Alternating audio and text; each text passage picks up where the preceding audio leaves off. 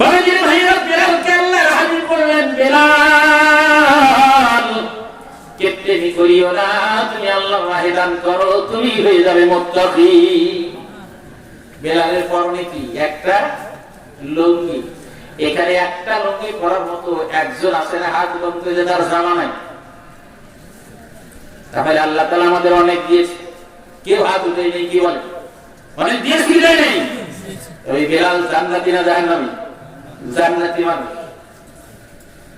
কারণ মনের কোটি কোটি স্বর্ণের পাহাড় ছিল, তাকে আল্লাহ দাবা দিয়েছে। কি করছে? অর্থ সম্পদ নিচের দিকে চলে যাচ্ছে। আমরা যখন জন্মগ্রহণ করেছি, কে টাকা নিয়ে এসেছি? এক বস্তা। কেউ এনেছি? কেউ আনি নাই। এই নির্ধারণ কপালে যা লেখা আছে সেটাই তার হবে, ঠিক না ঠিক? বাবাজি ভাইরা, এটা রাখার জিনিস না। আল্লাহর হাবিব বলেন, তোমার সবচেয়ে উপরের হাতটা বড়, উপরের হাতটা সবচেয়ে বড়, নিচের হাতটা সবচেয়ে ছোট। যখন মানুষ দান করে, উপর থেকে দেয় না নিচ থেকে দেয়? উপর থেকে দেয়। উপরের হাত আল্লাহ তাআলার কাছে পছন্দ। সুবহানাল্লাহ বলেন। তাহলে যারা মুত্তাকি হবে তারা প্রতিনিয়ত দান করবে। সচ্ছল থাকলে বেশি দিবে, অসচ্ছল থাকলে কম দিবে, কিন্তু তারা দান করবে। এটা মুত্তাকির প্রথম নাম্বার লক্ষ্য। দ্বিতীয় নাম্বার লক্ষণ হলো ওয়াল কাযিমিনা গায়জ। আল্লাহু আকবার। মুত্তাকির দ্বিতীয় নাম্বার লক্ষণ হলো তাদের রাগ নিয়ন্ত্রণ করবে। কি নিয়ন্ত্রণ করবে? রাগ নিয়ন্ত্রণ করবে। এই রাগ যখন নিয়ন্ত্রণ করতে পারবে মুত্তাকি, তখন তার পরিচয় হবে। বাবাজির ভাইরা, আল্লাহর নবী ওই বাইতুল্লাহ শরীফে সিজদা দিয়েছে। আবু জেহেল, আবু লাহাব, উতবা, সাইবা এর দলবল সহ এশিয়া আল্লাহর নবীর ঘাড়ের উপর উটের নাড়ি ভুঁড়ি চাপিয়ে দিয়েছে। আল্লাহর নবী তায়েফের ময়দানে গিয়েছে, পাথরের আঘাত খাইতে গিয়ে তিনটা জায়গায় বেহুশ হয়েছে। আপনারা শুনেছেন অনেকেই, কি বলেন? ঠিক না ঠিক? এগুলা অবশ্যই শুনেছেন। ওহীদের ময়দানে দান মুবারক শহীদ হয়েছে। বদরের প্রান্তরে সাহাবায়ে কিরাম জীবন দিয়েছে। এত বড় কষ্ট জাহান্নামের মধ্যে কোনদিন যেই মানুষকে কাছে থেকে আঘাত পেয়েছে, কোনদিন ওই মানুষের জন্য বদদোয়া করে নাই, কোনদিন রেগে যায় নাই। আল্লাহর নবী মদিনাতুল মুনাওয়ারা যখন রাষ্ট্রপ্রধান, বাইতুল্লাহের সবচেয়ে কর্ণধার হলো তিনি। একজন বেদুইন এসে আল্লাহর নবী এরকম চাদর গায়ে দিয়েছে। চাদরটা ছিল একটু খসখসে, এত জোরে টান দিয়েছে। টান দেওয়ার সাথে সাথে আল্লাহর নবীর এই চামড়াগুলো ঝলসে এসেছে। বেদুইন দেখে বলছে, হে মুহাম্মদ সাল্লাল্লাহু আলাইহি ওয়াসাল্লাম, হে মুহাম্মদ, আমি একজন অসহায় মানুষ, আমাকে কেন টাকা দাও না? আমাকে অর্থ দাও, আমাকে তাড়াতাড়ি টাকা দাও, আমি না খেয়ে মরে গেলাম, তুমি কেন টাকা দাও না? আল্লাহর নবী তার কথাগুলো শুনছে, কিন্তু ঘাড় থেকে চামড়া এইরকম খসে গেছে। বলেন তো ওই সময় রাখবে নাকি নরম হবে, না হাসবে? রেগে যাবে। কিন্তু না না না, আল্লাহর নবী কিছু সময় তাকিয়ে থেকে মুস্কি হেসে দিলেন। সুবহানাল্লাহ, সুবহানাল্লাহ। আর বললেন, হ্যাঁ মরে যাও, একে বাইতুল্লাহ থেকে কি কিছু দিয়ে দাও। সুবহানাল্লাহ বলেন। বাবাজিরা ভাইরা, কিন্তু আল্লাহর নবীর নিকটে ইসলামের বিরুদ্ধে কোন কাজ যদি যেত, তিনি আর রাগ নিয়ন্ত্রণ করে রাখতেন না। তিনি এমন কঠোর রেখে যেতেন, কঠিন তার বিরুদ্ধে অ্যাকশন নিতেন না। না না, আল্লাহর যেটা হুকুম, এর বিরুদ্ধে আমার যদি ফাতেলাও হয়, আমি এটা বরদাস্ত করব না, তার বিচারও করব। আল্লাহর বিরুদ্ধে, ইসলামের বিরুদ্ধে কোন যদি কথা বা কাজ কেউ করে, তাহলে আল্লাহর নবী ওই সময় রেগে যেতেন। কিন্তু এই দুনিয়ায় বসবাস করতে ইসলামের জন্য তার জীবনকে এত সুন্দরভাবে উৎসর্গ করে দিতেন যে আল্লাহর নবী বুঝিয়ে দিয়েছেন এই রাগ নিয়ন্ত্রণ করা হলে এটা মুত্তাকির লক্ষ্য। আমরা তো রেগে গেলে স্ত্রী লবণ দিছে কম তরকারিতে, লাঠি দিয়ে বাড়ি শুরু হয়ে গেল। কি বলেন? রাগ আছে না? কার রাগ নেই? সবাই আছে, কম আর বেশি। কিন্তু রাগ দ্বারা নিয়ন্ত্রণ করবে, এটা হলো মুত্তাকির দ্বিতীয় নম্বর লক্ষণ। কয় নম্বর লক্ষণ? খারাপ লাগতেছে, খারাপ লাগতেছে, কথা তো পাইনি বাবা। যদি আপনারাই পারেন বক্তা থেকে কথা বের করে নিতে, তার কারণ বক্তা বলবে, আপনারা জিয়াবেন, খোঁচায়াও যদি কিছু না করা যায় তাহলে তো হবে না। আমি যদি একটা বলে আপনাদের জোরে উত্তর দিতে হবে, তখন বক্তারা তখন স্পৃহা বেড়ে যাবে যে শ্রোতাগণ শোনার জন্য আগ্রহী আছে। আর যদি জিবেন আর চুপ থাকেন, তখন বক্তা ভিতর থেকে কথা বের হবে না। আর আল্লাহ তাআলা যখন আপনাদের মন মনোনিবেশের দিকে থাকবে, আসমান থেকে তখন আল্লাহ তাআলা ভালো ভালো কথা বক্তার মুখ থেকে বের করে দিবে। বাবাজিরা বাইরে রাগের কথা বলবো একটা, আপনারা এর মধ্যে দিয়ে যেই কালেকশন একজন মুত্তাকির প্রথম নাম্বার লক্ষণ দিয়ে গেছে, একটু পরে আপনাদের নিকটে যাব বাবাজিরা ভাইরা। মুসা আলাইহিস সালামের জামানায় কাফিল নামে সেই মুসা নবীর একজন উম্মত, তিনি তাওরাত কিতাব মুখস্থ করে ফেলেছিলেন। মুসার প্রতি কোন কিতাব নাজিল? তাওরাত কিতাব নাজিল মুখস্থ করেছেন। কিতাবের যখন প্রথম নাম্বার এরকম পৃষ্ঠা পড়া শুরু করে দিয়েছে, প্রথম থেকে শেষ পর্যন্ত আমার আপনার নবীর নাম 99 জায়গা। কয় জায়গা? জোরে বলেন, কয় জায়গা? 99 জায়গা লিপিবদ্ধ করা রয়েছে। তখন প্রথম নম্বরে যখন নাম দেখে যায়, কোন যুগে একজন নবী আসবে, তার নাম হবে মুহাম্মদ সাল্লাল্লাহু আলাইহি ওয়াসাল্লাম। পিতার নাম হবে আব্দুল্লাহ, মার নাম হবে আমিনা। কবে আসবে? কিন্তু আমার নবী মুসাই তো ভালো, অতএব তিনি কেটে দেন, কেটে মুসা নবীর নাম লিখে দেন একাই। পরের দিন যখন রাত্রিতে আবার তেলাওয়াত শুরু করে দিয়েছেন, যখন পৃষ্ঠাটা বের করে প্রথম নাম্বারে দেখেছেন, ওই জায়গায় দেখে আল্লাহর নবীর নাম যেভাবে বিদ্যমান ছিল ওইভাবে দ্বিতীয় দিন বিদ্যমান আছে। জোরে বল, আরেকটু জোরে বলেন। তৃতীয় দিন যখন তিনি তেলাওয়াত করেন, যখন তৃতীয় দিন তেলাওয়াত করেন, তৃতীয় দিন ওই একই অবস্থা দেখে দ্বিতীয় দিন মুছে দিয়েছেন 99 জায়গায় মুসা নবীর নাম লিখে দিয়েছেন। আবার দ্বিতীয় দিন দেখার পর তৃতীয় দিন যখন তেলাওয়াত করে, তৃতীয় দিনও দেখে আল্লাহর নবীর নাম যেভাবে বিদ্যমান ছিল ওইভাবেই আছে।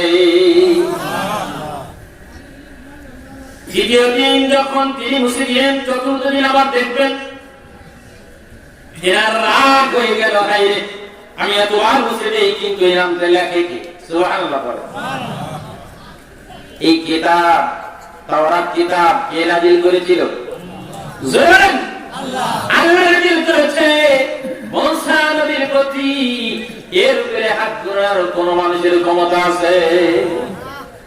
রেখে যখন গেলেন, রাখলেন, হেরে গেলেন, আল্লাহ তাআলা আর সহ্য করলো না।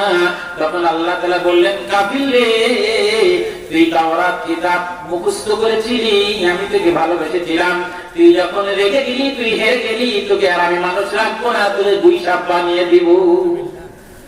কি বানিয়ে দিব? চতুর্থ দিন যখন তিনি ওইটা তেলাওয়াত করে মুছে দিয়েছেন, সেই দিন আল্লাহ তাআলা আর সহ্য করে নাই। পরের দিন ঘুম থেকে জাগ্রত হয়ে দেখে যে সে আর মানুষ নাই, গুইসাব হয়ে গেছে। কিন্তু তার জবানের মধ্যে কথা, কিন্তু যখন বাড়িতে দেখলেন গুইসাব, বাড়ি থেকে বের হয়ে মুসা নবী যখন এইরকম লোকজন, এইরকম লোক সকল নিয়ে কথা বলতেছেন, ওই সময় পাশ দিয়েই যখন গুইসাব আসে, তখন সবাই বলে, লাঠি কোথায় রে? গুইসাব যাচ্ছে, ওকে মার। আমরা বলবো কি বলবো না? এখান থেকে গেলে বলবো কি বলবো না? বাবাজির ভাইরা, যখন এই দৃশ্যটা দেখলেন, আল্লাহ নবী মুসা বললেন, না না না, তোমরা থেমে যাও, খবরদার খবরদার, ওকে আঘাত করিও, তোমরা রেগে যেও না, রেগে গেলেই তোমরা হেরে যাবে। সুবহানাল্লাহ বলেন। বলতে বলতে বলতে বলতে মুসা নবী যেখানে বসে আছেন, তার সম্মুখে এসে গুইসাব বসে গেল। গুই সাহেব এরকম দাঁড়ালেন, চারটা পা হয়ে গিয়েছে আর হাত নাই। গুই সাহেবের যেরকম পা এরকম হয়ে গিয়েছে, শরীরে যেরকম গুই সাহেবের চামড়া এরকম হয়ে গিয়েছে, মুখে জবান নাই, খুলছে না, কিন্তু দরদর করে কান্না করছে।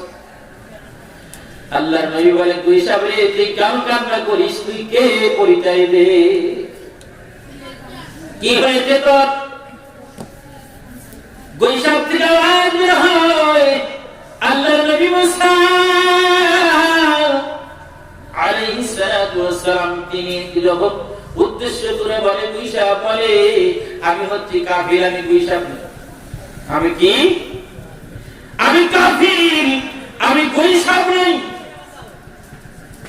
আমি কাফির। কে তুই কাফির হতে পারিস? যাও তো আমার লোকজন, যাও কাফিরের বাড়িতে যাও। পাঠিয়ে দিলেন তাকে ওইখানে। যাওয়ার পর দেখলেন কাফিলকে খুঁজলেন, তার বাড়িতে নাই। সবাইকে জিজ্ঞেস করলেন, কাফিল কোথায়? বলে, কাফিল কোথায় গেছে আমরা জানি না। খোঁজাখুঁজি করা হলো, তাকে পাওয়া গেল না। তখন বলল, আসলে এই কাফিল। তখন কাফিল কান্না করে আর বলে, আল্লাহর নবী মুসা রে, আমি আসলে এই কাফিল। আমি যখন আপনার প্রতি এই কিতাব নাযিল হয়েছে, আপনার কিতাবের একজন হাফেজ, সুবহানাল্লাহ বলেন, আপনার কিতাবের একজন হাফেজ, কিন্তু ওই কিতাবের মধ্যে শের জামানায় একজন নবী আসবে, সেই নবীর নামটা যখন আমি পাইলাম, আমি প্রথম দিন পাওয়ার পর আমার অল্প রাগ হলো, দ্বিতীয় দিন বেশি হয়ে গেল, তৃতীয় দিন আরো বেশি হয়ে গেল। আমি রেখে গেলাম, নামগুলো মুছে দেই, আবার লিপিবদ্ধ থাকে, আপনার নামটা ওখানে বসিয়ে দেই।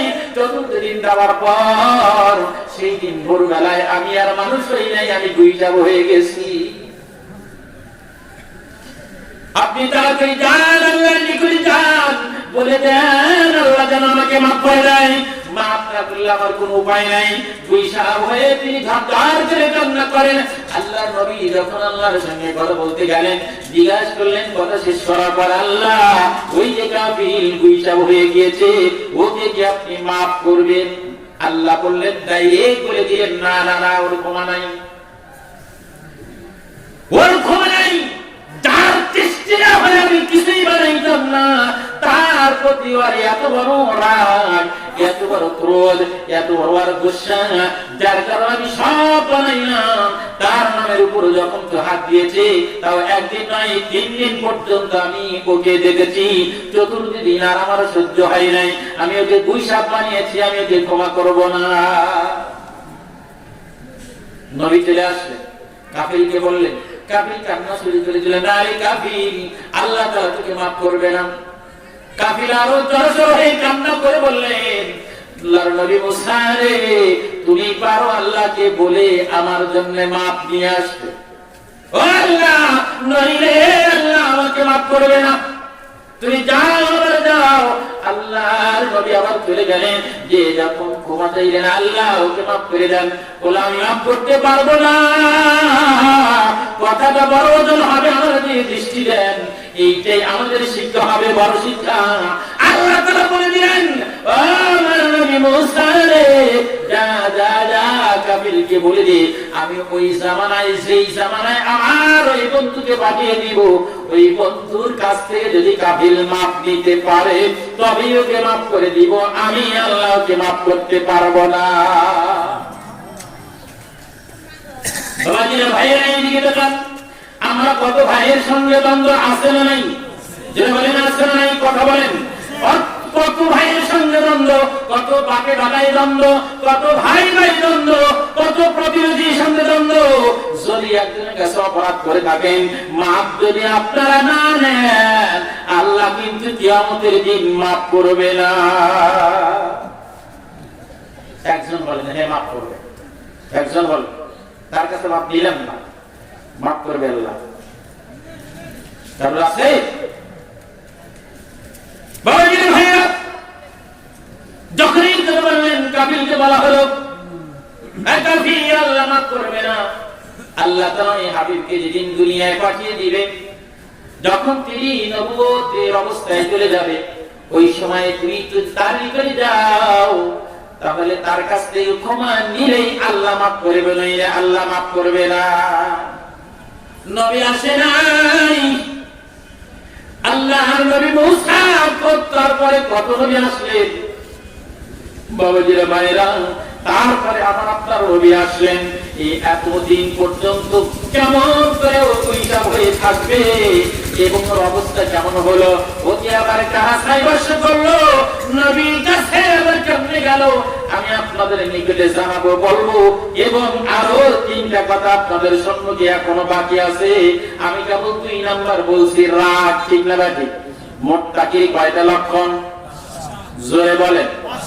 বাবাজিরা ভাইরা, 5টা কি শুনবেন সবাই? সবাই শুনবেন? কারা কারা শুনবেন? লিল্লাহি তাকবীর, লিল্লাহি তাকবীর। মুত্তাকির 3 নাম্বার লক্ষণ মনে আছে না? 3 নাম্বার লক্ষণ হলো আল্লাহ তাআলা জানিয়ে দিলেন, গুণী কান্দাইল 5 কেজি রসুন, ওয়াল আফিনা আনিন নাস। দুনিয়ার মানুষ, তোমাদের কাছে যদি কেউ অপরাধ করে, যে ক্ষমা করে দেয় সেই হলো শ্রেষ্ঠ, যে ক্ষমা করে সেই হলো শ্রেষ্ঠ। মুত্তাকির এটাই হলো 3 নাম্বার গুণ। তারা অন্তরের মধ্যে হিংসা রাখে না, ক্রোধ রাখে না, রাগ রাখে না। যত বড় একজন ভুল করুক তাকে মাফ করে দেয়। মাফ করে দিলেই আল্লাহ তাআলা বলেন সে হবে মুত্তাকি, 3 নাম্বার গুণওয়ালা মানুষ। বাবাজিরা ভাইরা, আল্লাহর নবী মুহাম্মদুর রাসূলুল্লাহ, সবাই বলেন সাল্লাল্লাহু আলাইহি ওয়াসাল্লাম, এইরকম একটা মজলিসে ঢুকেছে, দাঁড়িয়ে বলছে, ও সাহাবারা তোমরা শোনো, এই মাত্র একজন মানুষ ঢুকবে, সে একজন জান্নাতি মানুষ। তোমরা তাকে তাকায়া দেখো। দেখে একজন মানুষ জুতা হাতে করে ঢুকছে এই মজলিসের মধ্যে। সবাই তাকিয়ে দেখলো।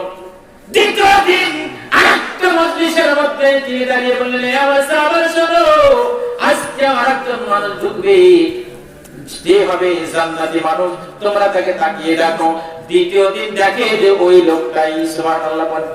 তৃতীয় দিন আবার মজলিসে দাঁড়িয়ে বললেন, ও সাহাবারা তোমরা শোনো, আজকে একজন মানুষ ঢুকবে, তিনিও একজন জান্নাতি মানুষ। তৃতীয় দিনে সাহাবারা তাকিয়ে দেখলেন ওই একটা মানুষই, সুবহানাল্লাহ বলে। আব্দুল্লাহ ইবনে আমর ইবনে আস রাদিয়াল্লাহু তাআলা আনহু তিনি জিনিসটা লক্ষ্য করে তিনি বললেন, তার আব্বার নিকটে বললেন, আব্বাজান, আমি ওই লোকটার নিকটে যাব, আমি দেখতে চাই ওর ভিতরে কি আমল আছে, যে আমলের কারণে আল্লাহ নবী তাকে জান্নাতের কথা বলে দিলেন, আল্লাহ নবী জান্নাতি মানুষ বলে ঘোষণা করে দিলেন। চলে গেলেন ওই লোকের বাড়ি। লোকটার বাড়ি তিনি যখন আব্দুল্লাহ ইবনে আমর ইবনে আস চলে গেলেন, এই বলেন, ও ভাই, আমি আপনার বাড়িতে 3 দিন মেহমান থাকতে চাই। কয় দিন? জোরে বলেন। 3 দিন। আপনার কি না আছে? কবরে তো ওয়াজ করতেছি না, মুহা কিছুই কয় না, খালি হা দিন। এ বাবা আছেন তো? আছে ইনশাআল্লাহ। এই যে কাকা নাই হাত তোলেন তো।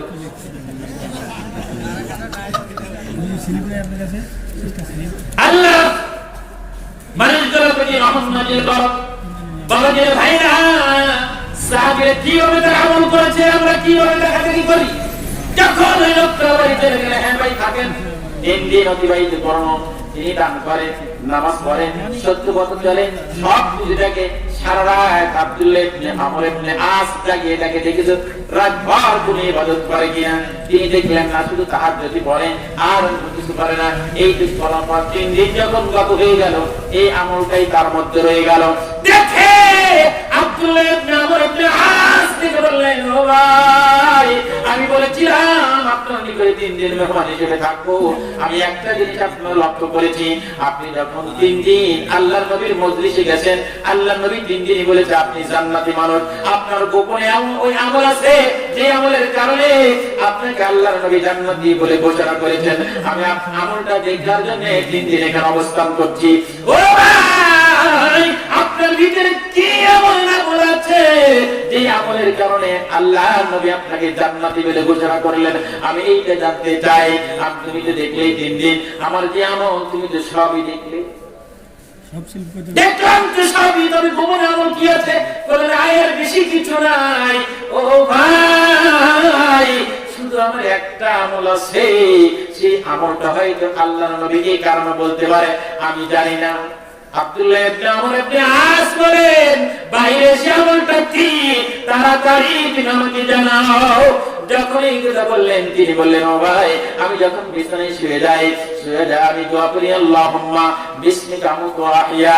এই দোয়া করার পর আমি যার প্রতি সে আমার প্রতি গোসা করেছিল, আমাকে অসম্মানী করেছিল, আমাকে রাগানোর জন্য বলেছিল, আর যে মানুষগুলো আমার কাছে অপরাধী করেছিল, আমি একটা মানুষের অপরাধ রাখি না আমার অন্তরের মধ্যে, আমি আর ওই রাগ রাখি না, সবাইকে আমি ক্ষমা করে দিয়ে আমি বিছানায় ঘুমাই।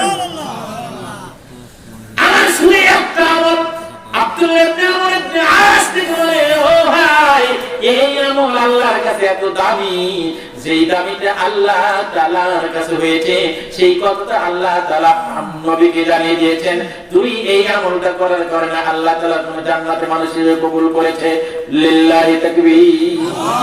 ও ভাই বাবাজিরা, আমরা কোন মানুষের কাছে কোনদিন বলছি, ভাই আপনি অপরাধ করেছিলেন, আপনাকে মাফ করে দিলাম? কোনদিন বলছি?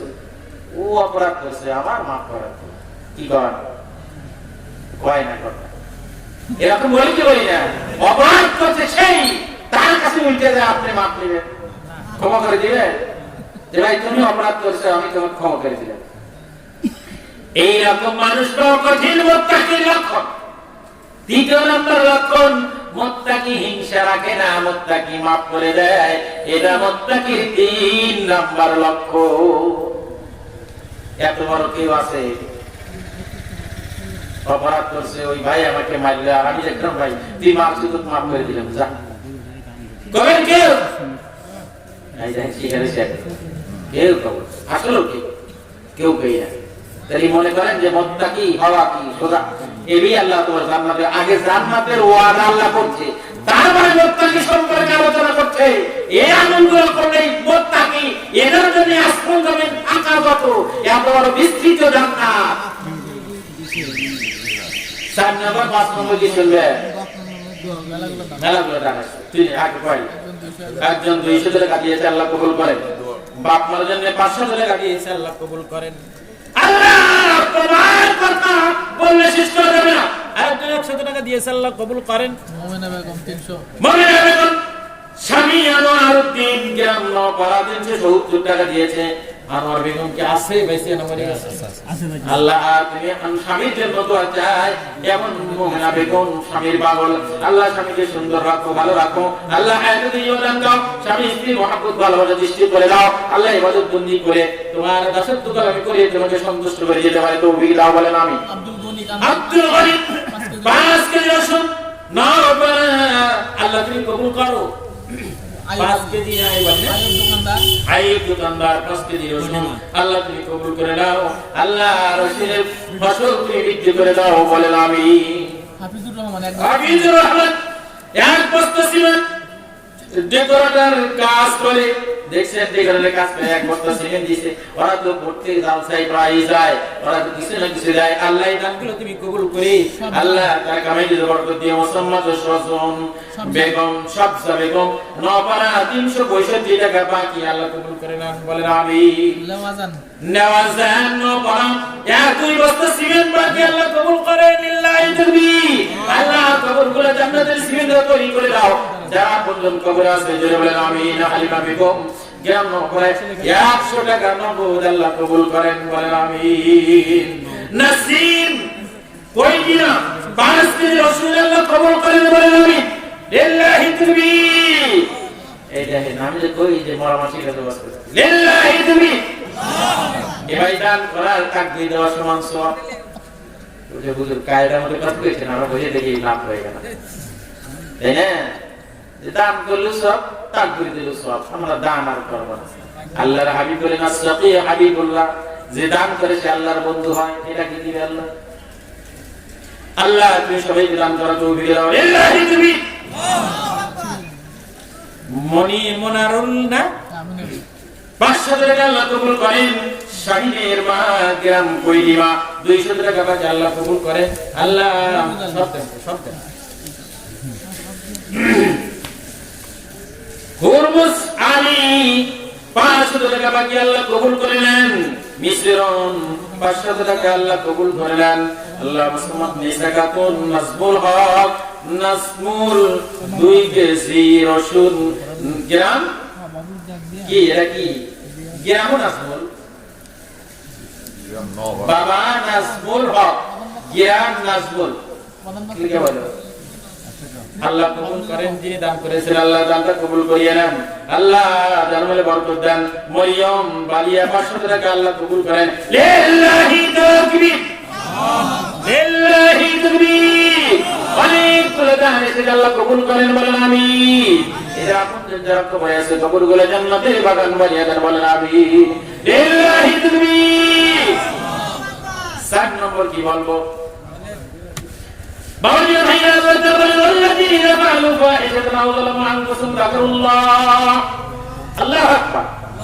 আল্লাহ তাআলা বলেন দুনিয়ার মানুষের যে পাপ করে এই পাপের জন্য তওবা করে আল্লাহর কাছে ক্ষমা চায়, আল্লাহ তুমি মাফ করে দাও। যে অপরাধ করে আল্লাহর কাছে মাফ চায়।